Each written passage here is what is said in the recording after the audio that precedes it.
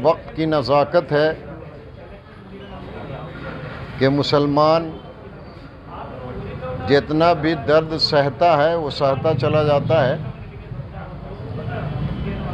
और अपने माजी को याद नहीं रखता, मुस्तक़बिल पर उसकी निगाह भी नहीं रहती और मौजूदा ज़माने के हालात से भी हमारे मुसलमान का माहक़हू वाकिफ़ नहीं है। अब आप देख लीजिए कि पिछले इलेक्शन में इसी गवर्नमेंट को जिसने मुसलमानों का 4% रिज़र्वेशन ख़त्म किया है, कई परसेंट मुसलमानों ने अपना वोट डाल करके उसको जिताया है। तो मुसलमानों को भी होश के नाखून लेने की ज़रूरत है। हर आदमी 1.5 ईंट की मस्जिद खुद बनाए हुए हैं। हमारे लोग न उलमा का मशवरा सही ढंग से इम्प्लीमेंट करते हैं, न यहाँ के लीडरों का कोई की बात मानते हैं। तो आखिर ये कौम जाएगी कहाँ? इसलिए सियासी एतबार से सारे मुसलमानों में इत्तेहाद होना ज़रूरी है। नहीं तो कोई एक जमात, कोई एक तहरीक अगर आवाज़ उठाए और दूसरी तहरीक उसका साथ न दे तो नक्कार खाने में तूती की आवाज़ साबित होगी। इसलिए मेरा मानना ये है कि एकजुट होकर इत्तेहाद व इत्तेफाक के साथ जितनी भी तंजीम और तहरीक हैं बनाम मुस्लिम, वो सब एकजुट होकर के इस हुकूमत के ख़िलाफ़ आवाज़ उठाए। अब जाहिर सी बात है, जब सब मिलकर के आवाज़ उठाएंगे तो उस आवाज़ में एक मजबूती पैदा होगी। गवर्नमेंट हमारा सबका है। पूरे 6.5 करोड़ कन्नडिगा का गवर्नमेंट है और गवर्नमेंट से क्या मुतालबा करना है, अभी सुन्नी उलमा बोर्ड का सुबह से ये गुफ्तगू हो रहे हैं और कल से मुझे रियासत से उलमा लोग और दीगर हमारा लीडर्स फ़ोन कर रहे हैं, क्या आप इसका बारे में गवर्नमेंट को मुतालबा करके गवर्नमेंट नोटिफाई करने का पहला ये रद्द करने का ये कोशिश रद्द कराने का कोशिश करो। मैं कल तरावी का बाद इमीडिएट में लॉ मिनिस्टर को फ़ोन किया। लॉ मिनिस्टर ने इसका क्या मीटिंग ख़त्म होके उन्होंने जा रहे थे, तब मैं उनको बताया था ऐसा हो रहा है सर, ये हमारा मुसलमानों सब आतंक में, मुसलमानों बहुत प्रॉब्लम परेशान है। 4% जो हमारा 2B में हमारा रिजर्वेशन था वो तो आप कैंसिल कर लिए, वो तो मुसलमानों को बहुत बड़ा नुकसान हो जाएगा। तब उन्होंने मुझे कन्विंस करे, ये नोडी इदू बरे 4% हमें ये करको है, लेकिन तो आपको 10% का EWS में हमें शामिल कर चुके हैं। और EWS से आपको मालूम है इकोनॉमिकल वीकर सेक्शन का एक सेक्शन है, वो सेंट्रल गवर्नमेंट ने ये बनाई है। ये ब्राह्मण्स और जैन्स और बड़े बड़े जो कम्युनिटी रहते हैं उन्होंने फिनंशियली बड़े रहते हैं, लेकिन तो उसमें कौन फिनंशियली गरीब लोग रहते हैं उनको दूसरा ये रिजर्वेशन नहीं दे सकते, वही कैटेगरी को EWS दिए गए। हमें तो फिनंशियली नहीं, हमें ये इकोनॉमिकली और ये इसमें हमें सोशली हमें बैकवर्ड कम्युनिटी है, बैकवर्ड सामाजिक हिंदुलित वर्ग, इसलिए हमना 2B में हमना लेके आए। वो पर्टिकुलर हमारा स्पेशल वो ये क्या है हमारा रिजर्वेशन है, वो कोटा है। वो कोटा में हमारा मुसलमान बच्चे हायर एजुकेशन को जा रहे थे, गवर्नमेंट एम्प्लॉयज़ बन सकते थे। ये सब हमना मौका नहीं है। वो इकोनॉमिकली और फिनंशियली वो अलग है, EWS का अलग है ये। और 2B का क्या है बोले तो हमारा सोशल बैकवर्डनेस के लिए हमना दिया गया एक अच्छा एक कानून था। वो कानून हटाए करके आज का हमारा पूरे मुसलमानों और मुस्लिम वकला लोग, हमारा दीगर सीनियर लायर्स सब मुझे ये बताए। हमारा रिटायर्ड ऑफिसर्स भी मुझे सुबह से फ़ोन कर रहे, आप गवर्नमेंट को मुतालबा करो, ये रद्द करना ज़रूरी है, क्योंकि EWS में हमें नहीं जा सकते। ब्राह्मण्स के साथ वो बड़ा कम्युनिटी कम्युनिटी है, उनके साथ हमें कैसा फाइट कर सकते हैं। और सेकेंड वन, कल कौन भी कोर्ट को गए तो इमीडिएट स्टे भी मिलेंगे, वो हमारा ओपन है, वो ये सोशली बैकवर्ड कम्युनिटी का ये रिजर्वेशन नहीं है, वो अलग एक सेक्शन है, उधर हम ना ये दिए तो भी कल का दिन कौन भी कोर्ट को गए तो कोर्ट स्टे इमीडिएट देंगे। और सेकेंड वन क्या है, उसमें दूसरा कम्युनिटी लोग भी आ सकते हैं, ओपन है वो, कल का लिंगायत कम्युनिटी भी आ सकते हैं। उसमें क्या है, उधर टर्म्स एंड कंडीशंस क्या है, बिलो 8 लाख, 8 लाख का कम किस ये क्या आमदनी किसका साथ है, उन्होंने सब उसमें अप्लाई कर सकते हैं। वो गरीब लोगों का है, वो इकोनॉमिकली गरीब लोगों का है EWS से। ये तो 2B है क्या है बोले तो ये सोशली ये क्या बैकवर्ड कम्युनिटी के लिए, इसलिए बहुत बड़ा नुकसान हो गया करके पूरे रियासत का मुसलमानों का इत्तिफाकन रही है। वो इंशाल्लाह मैं गवर्नमेंट का सामने रखूँगा। मुझे उम्मीद है गवर्नमेंट रद्द करेंगे और वापस ले लेंगे करके मुझे उम्मीद है। आज तो प्राइम मिनिस्टर आको है, CM से और दीगर ये कंसर्न मिनिस्टर से बात करने नहीं हुआ। इंशाल्लाह आज शाम से नहीं तो कल मैं गवर्नमेंट से भी बात करूंगा, उम्मीद है रद्द करेंगे। और उलमा बोर्ड का ये डिसाइड यही है, अगर गवर्नमेंट रद्द नहीं करे तो कानून का फाइट करेंगे। इसलिए ऑलरेडी कोर्ट को जाने का प्लान पूरे सीनियर लॉयर्स का भी मीटिंग आज 2:30 को भी मीटिंग हो रहे, उलमा लोग पूरे मिलके आज पूरा दिन सीनियर लॉयर से और हमारा थिंक टैंक से बात करके कैसा ये कानून का लड़ाई करना है वो भी गुफ्तगू कर रहे हैं। होगा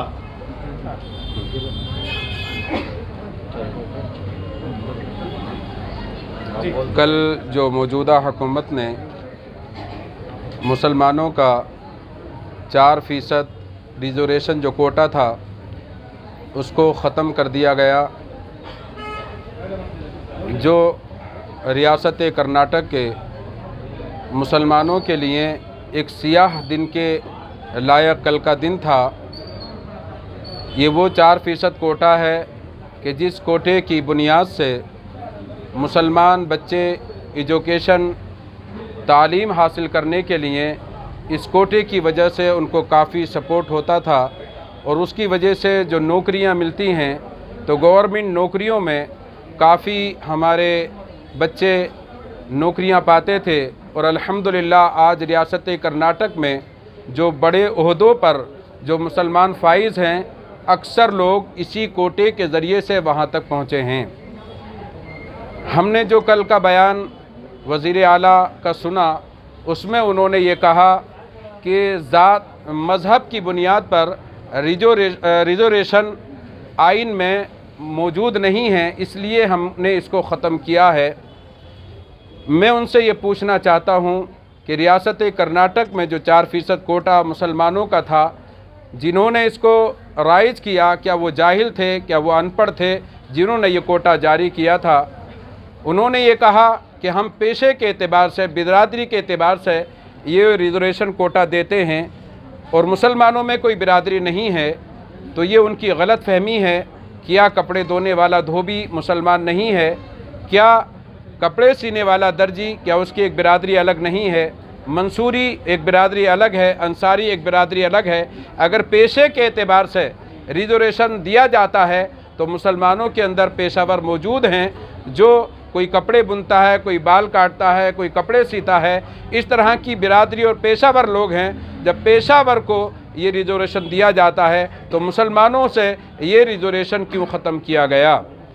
आज तमाम लीडरान, उलमाए किराम, कायदीन, अमायदीन आगे आएँ और इंशाअल्लाह ज़रूर आएंगे। और हम जब तक ये 4% हमारा रिजर्वेशन कोटा बहाल नहीं होगा, जब तक हम खामोश नहीं बैठेंगे। कायदीन और उलमा ने अभी तक बहुत कुछ कहा है, हम सब उसकी तायीद करते हैं। और ये जो हुआ है ये हर कोई समझ सकता है, खुल्लम खुल्ला मुसलमानों के साथ नाइंसाफ़ी। और अगर ये कहा जाए कि ये जुल्म हो रहा है तो गलत नहीं होगा, इसलिए कि मुसलमान आज जिस हालत में सारे मुल्क में जी रहा है, और ये बात फ़िरका परस्त लोगों के दबाव में आकर या उनकी जहनीत को सारे मुल्क में फैलाने के लिए जो लोग काम कर रहे हैं, उसका नतीजा है कि आज हमें ऐसा दिन भी देखना पड़ रहा है। ये तो सोचा भी नहीं जा सकता था, और वाकई आजकल हो ऐसा रहा है कि जो बात खुली आंखों से देखी जा सकती है और समझी जा सकती है, आज उसे भी अलग जाविये से पेश किया जा रहा है। तो लिहाजा हम इसे हमारे साथ नाइंसाफ़ी समझते हैं, बल्कि जुल्म समझते हैं कि रिजर्वेशन जो बाकायदा हमें मिला हुआ था, उसे जानबूझकर मुसलमानों को कमज़ोर करने के लिए या उन्हें दबाने के लिए या उन्हें डराने के लिए ख़त्म किया जा रहा है। क़ानूनी तौर पर जो भी इस सिलसिले में हो सकेगा, रियासत का सारा मुसलमान इस सिलसिले में खड़ा होगा और क़ानूनी अंदाज से वो हुकूमत से मुतालबा करेगा, और इस रिजर्वेशन को हम इंशाअल्लाह वापस लेकर रहेंगे। और ये बात भी आप लोग सब जानते हैं कि मुसलमान ने कभी कोई ऐसा मुतालबा कहीं नहीं किया है जो किसी दूसरी कौम के ख़िलाफ़ हो। हमने जब भी मांगा अपना हक़ मांगा है, और जब ऐसा हो कि हमारे हक़ ही को ज़बरदस्ती हमसे छीनने की कोशिश की जाए, तो फिर रिएक्शन के तौर पर हम भी अपने मुतालबात के मनवाने में हुकूमत से पुरज़ोर मुतालबा भी करेंगे और इसके लिए क़ानूनी लड़ाई लड़ेंगे। यही हमारा इंशाअल्लाह इस सिलसिले में कोशिश जारी रहेगी। जब से हमारे ज़िम्मेदारों ने मुसलसल बात की है, आवाम को भी खबर मिल चुकी है कि मौजूदा हुकूमत ने मुसलमानों का एक पुराना जो हक़ था एजुकेशन में और सर्विस में, जो 4% रिज़र्वेशन था, कल उसको ख़त्म कर दिया गया है। मुसलमानों ने कर्नाटक इस खबर को सुनकर बहुत दुख में है। रमज़ान का महीना है, इसलिए सादगी के साथ ये प्रेस कॉन्फ्रेंस बुलाई गई। कसीर तादाद में लोगों ने इसमें शिरकत की, उलमा, अमायदीन और मुअज़्ज़िज़ीन सब मिल कर के। हालात का तकाज़ा है कि अमन व अमान बरकरार रखा जाए। हुकूमत को समझना चाहिए कि वक्ती तौर पर वोट की लालच में किसी ख़ास बिरादरी का वोट लेने के लिए मुसलमानों का यह हक़ छीना गया है। हम इसकी शदीद मज़म्मत करते हैं, और अगर हमारी आवाज़ हुकूमत तक पहुंच सके तो हम ये गुजारिश करते हैं कि हुकूमत को इस फ़ैसला पर दोबारा गौर करना चाहिए।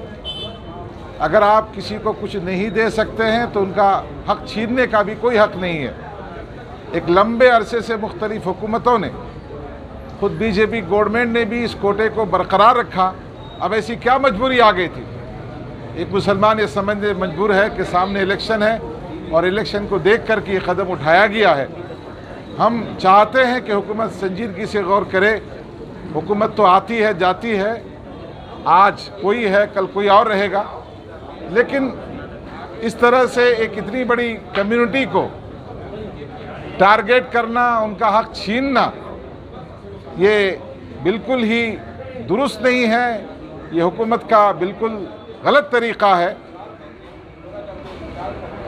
मुसलमान एक लंबे अरसे से इससे फ़ायदा उठा रहे हैं, तो हुकूमत को चाहिए कि हुकूमत इस पर गौर करे, और तमाम मुसलमानों को, तमाम अमायदीन, उलमा को, मुअज़्ज़िज़ीन को चाहिए कि इस मामले में मिलजुल कर आगे बढ़ें और हुकूमत के सामने अपना मौक़िफ़ रखें, और हर सूरत में जो हमारा हक़ छीना गया है हम वापस लेने में कामयाबी हासिल करें। हमें उम्मीद है कि लोग आएंगे और ज़रूर इस मामले में आगे बढ़ेंगे और अपना जो हमारा हक़ छीना गया है हम उसे हासिल करने में ज़रूर कामयाब होंगे।